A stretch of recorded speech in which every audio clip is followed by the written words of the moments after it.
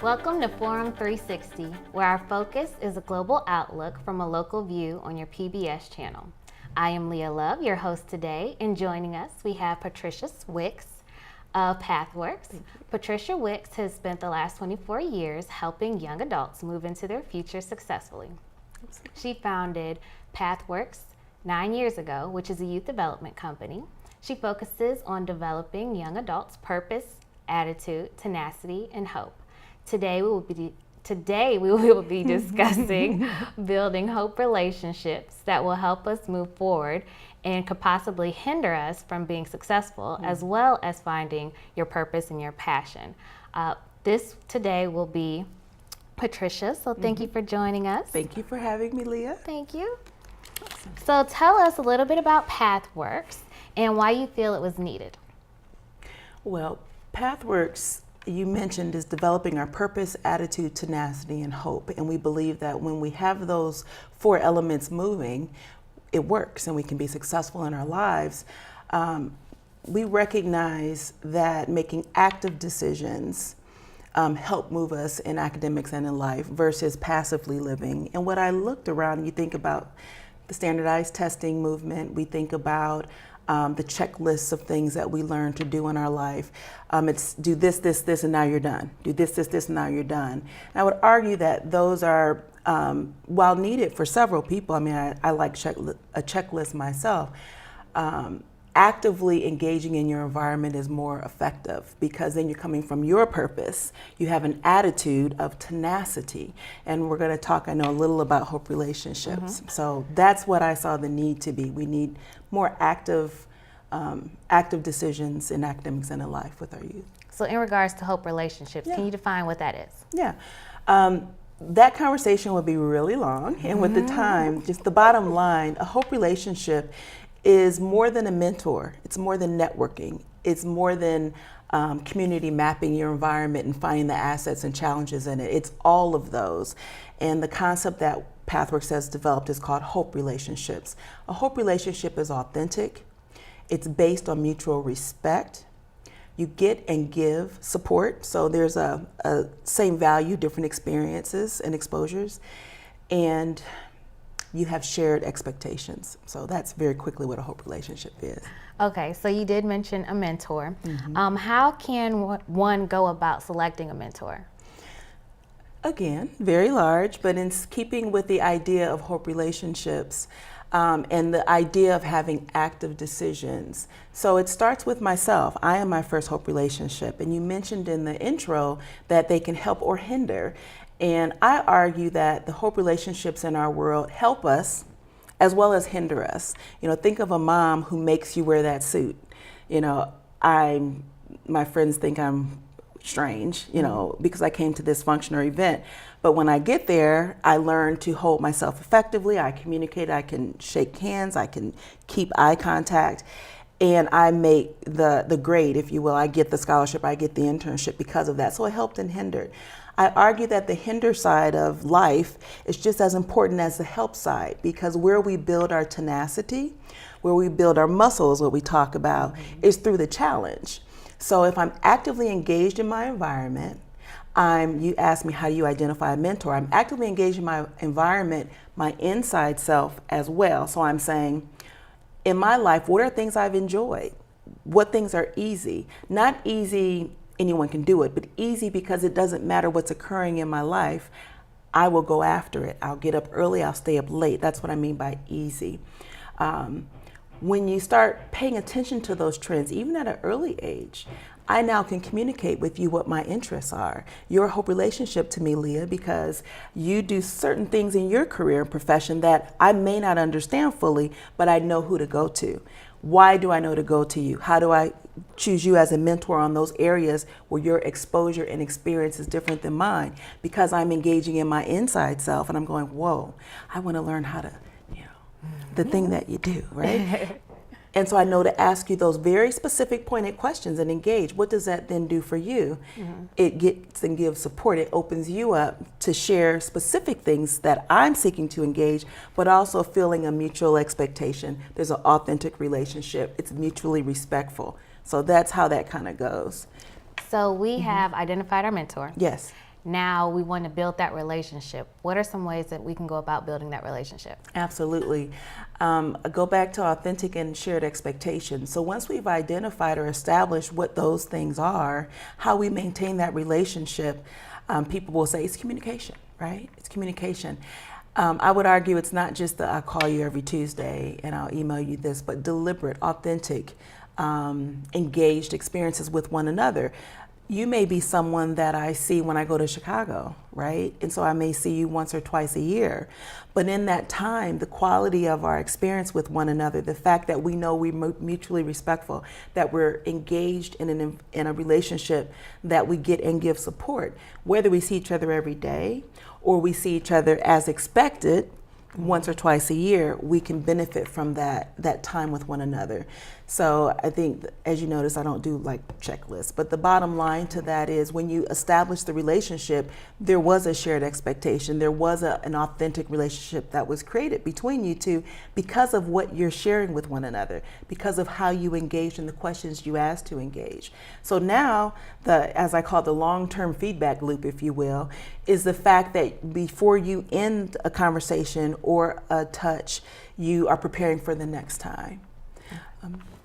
Now, I think sometimes the young adults may have a misconception Absolutely. With social media that because they like something or somebody has liked something of theirs that they now have a relationship. What's the difference between a surface relationship and a deep relationship? I appreciate that question.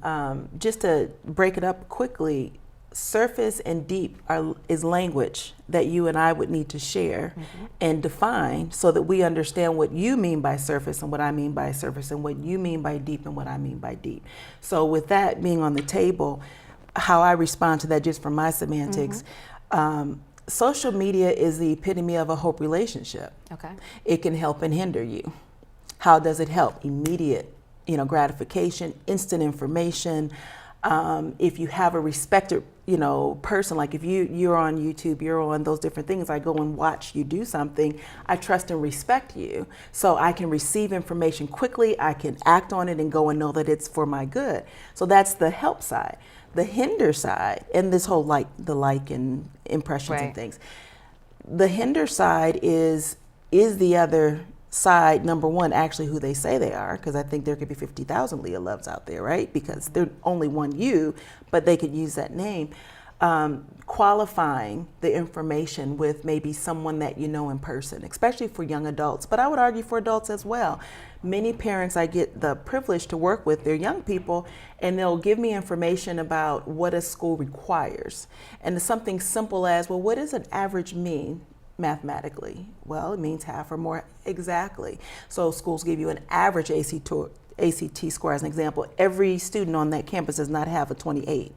They don't. That's an average. It may skew one way or the other, but there's more to that equation than just this one number that everyone is losing their mind over. So to kind of close up that answer, social media is definitely something that can benefit us and assist us in understanding who we are and exploring that space. I argue that it also hinders, though, with the inability to really check the source. So you have to balance it. So in hindering, how can they move past that if they feel like they are being hindered in their relationship, but they just don't know how to clarify that or where they should go from there? It's funny because I just said call them, but you can't always do that, right? Dial the numbers, hello. Right, which actually again who is you are. Probably a better question. Yes. They see this person, they've identified them, and now they feel like they can have a meaningful relationship with them, but they don't know how to build that. They're only using the internet or things of that nature. They've got a surface relationship, but they want it to go deeper. So how would they engage in that? Well, I think that you're quiet for a moment and think about what it is you want out of this experience or this relationship and what you're offering this relationship. It's both. And so the value that you're bringing to the table needs to be thought about. It's not a straight subordinate, just give me your knowledge, because everyone can learn from each other. So once you identify that, if you are sincere, authenticity with your approach to the other person, if they're interested in engaging with you, you'll feel that. And that's the simplest way I can say that. You'll feel it, and you listen. You almost listen more than you speak, to allow them to share with you what their expectations would be. Be clear on that. Once you're clear on that, then you can move forward with how do we continue to maintain this. Switching to deep from surface is not a one-sided decision. It's both people. I mean, I have several people that I mentor and support and encourage, and they encourage me and I can't always add 15 more people. However, if you say, well, Miss Patricia, do you know something about this?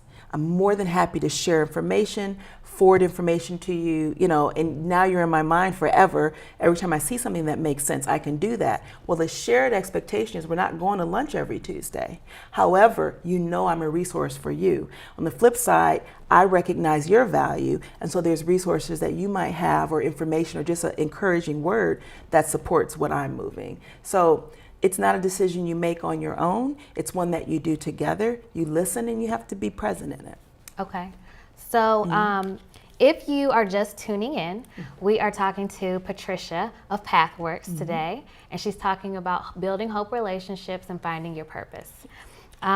So back to the youth and the young adults. Yes. Is there a difference when they are preteen, when they're young adult, when they're professional? Yes. Is there a difference in how they move in building these? Building hope relationships? Short answer, no. Okay. Because we're human beings. And we live, we're born, we live, and then we go on to where we believe we go on after death. And we're the same person. We grow, we develop, we create, we break down sometime. But all of that is part of life. We are living, we're succeeding, and we're failing, and we're living. I always tell people, keep breathing, right? Keep breathing. Yeah. And one of my mentors, I tell her, breathe through that straw. In other words, calm it down a minute, relax, and engage in the space thoughtfully so that you can make positive or active decisions. A preteen, let me flip it on you. It's not so much what that student or that young adult is doing, it's more what myself as the adult engaging with a young person is doing. Those different stages, youth developmentally, require, in my opinion, a different way of approach. A preteen really knows everything. However, they really need you to stand right next to them. There's a character called Darkwing Duck, and I talk about him all the time. He's kind of goofy, but he gets it done, even if it's not neat. And you don't see him theoretically. So that's what I mean. For a preteen, you're over here, but you really are a shadow with that young person, and you're offering them ideas, not to-dos. As they get older, you've given a young adult a foundation from which to work if we've done our job as the parent, as a guardian, as a mentor, as the person who loves this young person. In those older ages, that foundation we have to trust. And it's not that you go, you have to do it all, because they still need us to support their decisions and to give them, yes, that makes sense. No, it doesn't. Pray that the consequence that they get doesn't kill them. I always tell them, well, that consequence is going to hurt, but you're still breathing, so we'll keep it moving. And that was a challenge that they've learned from. So just to quickly sum that up, the foundation that we build is extremely important in recognizing that that young person's life isn't our life. So even though we're looking at them and I'm sharing with you and I'm giving you this information, they're still not seeing that world, the semantics that we just talked about deep and surface, the same way, because they're living their life. I always tell my daughter who's 13, that's your left and your right foot. This is my left and my right foot. We're walking together, but that's your life. And how you're going to do and what's going to happen for you is yours. I'm responsible for giving the foundation, what we believe to be so. And then from there, you create your decisions, and then you're developing your purpose and your life. Okay. So that's kind of the mix. Now, to kind of close out building your hope relationships, what are some things that can destroy a relationship? Flip them. And how can they avoid doing that? Yes, inauthenticity. So I really just want what you got, and I'm going to say it like that, or I think I should be you. Those are things that say, I haven't thought about who and what and how I am. And so I can't actually engage with you because I haven't engaged with myself. And I think getting clear, and it doesn't have to be crystal, but just having a sense of, even to say, Leah, I really don't know how I want to go about with this. These are the 58,000 things I'm thinking about. That's authentic, that's honest, that's real. So being honest with yourself first. I'm my first hope relationship. I'm never alone. It's me, myself, and I. I am my first, I love me. Then you move into engaging with other people and places and opportunities, because hope relationships are people, places, and opportunities that move us forward and push us back, not just human beings. So you mentioned purpose. Yes. What does purpose mean to you? What I'm here to do. What you're here to do? It's what I'm here to Sweet do. and simple. That's it. It's just what I'm here to do. So how would you tell the young adults who are like, I have no idea what I'm here to do? Yes. How do you help them on that path? I encourage everyone, no matter how old you are, if you get to that point, to just find a place that you find joy in. It could be in your room, it could be under the bed, it could be at a park, wherever you are, in your car. And if you don't write, speak it, but just start talking about what you do. Not titles, but what do? I wash the dishes, I take out the garbage, I yell at my mom, I help all my friends. Just start writing everything that you can think of that I do. What I do, I wake up early, I go to bed late, whatever, just until you stop. And you can pick it up and put it down for a week or two. It's yours. And when you finish, leave it alone for a minute and come back, and you will start seeing categories. And so you take that information up here, you get another piece of paper, and every one you start labeling it, putting it into categories of what is this. And I guarantee you will see a trend. Whether you're on the track team, you're in a science project, you're helping your mom, you're at church, you're at school, the function that you do in all those places, you'll start seeing a trend that's actually what I do all the time. I'm always the one that picks up the phone and makes sure everyone has what they need in resource. I'm always the one that hugs people. I'm always the one that brings the cookies. I'm always that one. I think about systems this way every time. That's what it ends up doing. Slowly, you'll start seeing how that goes. And you'll say, whoa, wait a minute. And then there's tools and resources that Pathworks uses with young people to help them connect that then to courses of study, to what I'm doing right now in high school, how that translates to college, and how that translates to post-college, be it more education, other experiences, whatnot. And the most important thing of that is helping that young adult, who could be 30-something, find their voice, so that when they're voicing, like you said at the beginning, identifying mentors or hope relationships, they have the voice, they have the semantics of their self to then be open to share that with others. So then you can go, oh, I do this part. Oh, come here. Now, what do you tell the mother who says, my child has no hope? Yes. They do not know what they want to do. We have tried this, and this. Yes. How can you really help me? Yes. So I would say, help you or help your child? Help my child. That's help the me first help thing my I would child, say. or okay. however they would say that. That would be the first thing. So I'm helping you or your child. But then I'd also encourage, I ask a lot of questions. Pathworks does not draw conclusions, and we respect families' expectations. We separate expectations from priorities. The priority is what you actually do. It's what you get up and do every day. That's your priority because you did it. Expectations is what, when we wake up in America, what we perceive our responsibilities to be. So I would ask the mom first, who am I helping, honestly, so that their brain starts clicking like, wait a minute. Then I would encourage them to consider the foundation they've created for their child. I would ask them to consider themselves as a mirror. So if they're reflecting no hope, how can they do something different to then reflect hope? So those are the types of strategies I use to help young families kind of deal with young adults. Many young adults that I get to work with, and they're so cool. Young people are brilliant. And they come, everybody. I have the spectrum. I work with human beings and young adults, so it doesn't matter to me what label expectations have given them. If you're a young person, young adult, and you breathe, you can come. And so can your family, right? But I encourage them to do that, and I encourage them to start there. Start the dialogue of self-reflection of what you are and aren't doing for yourself, and then we can bring the student in. The last thing I want to say about that is, I'll ask the student, what are you doing? What is it that you're intending to do? And the point is listening. It's a development of the voice. As parents, we love our children. We want them to be successful. Easy 21, eat and sleep outside by 21. Okay, easy. And sometimes when we're doing that, the foundation that we've provided for them, the opportunities for them to demonstrate their ability to use that foundation is limited because we're trying to help them so much. Doesn't mean don't help, but there is a way to engage so that the student, the young adult, is telling us, no, this is actually what I'm trying to do.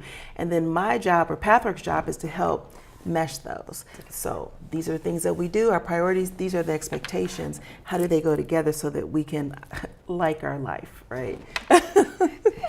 So when do you think that you found your passion, and how did you realize that you had found it?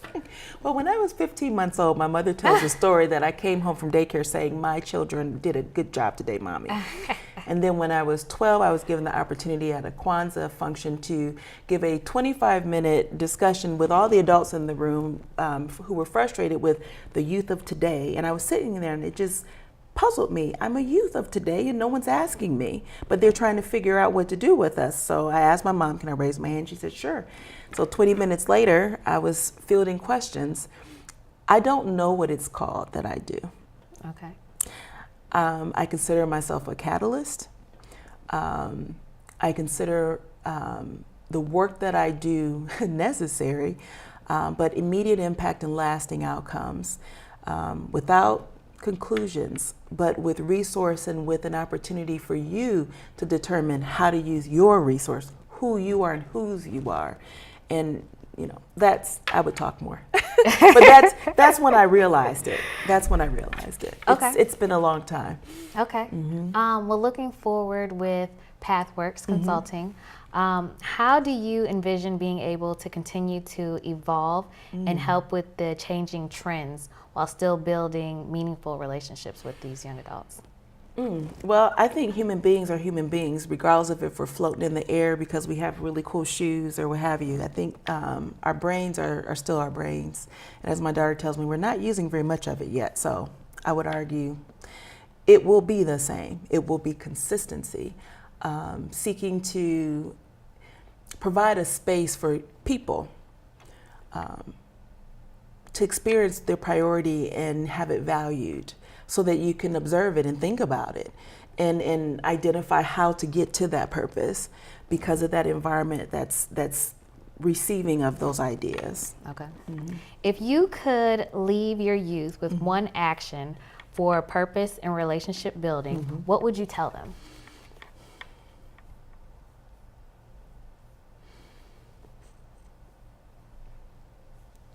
I think the bottom line of it is know you.